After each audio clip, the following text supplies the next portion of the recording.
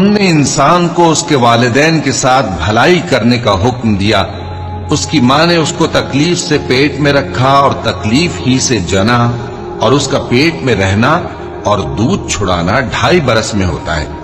یہاں تک کہ جب وہ پختہ عمر کو پہنچ جاتا ہے اور 40 برس کا ہو جاتا ہے تو کہتا ہے کہ اے میرے پروردگار، مجھے توفیق دے کہ تو نے جو احسان مجھ پر اور میرے ماں باپ پر کیے ہیں ان کا شکر گزار بنوں،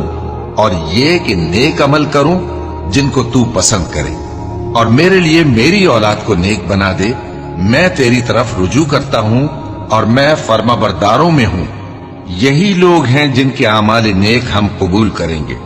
اور ان کے گناہوں سے درگزر فرمائیں گے، اور یہی اہل جنت میں ہوں گے۔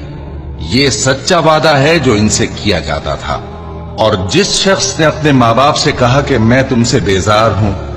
کیا تم مجھے یہ بتاتے ہو کہ میں زمین سے نکالا جاؤں گا، حالانکہ بہت سی قومیں مجھ سے پہلے گزر چکی ہیں؟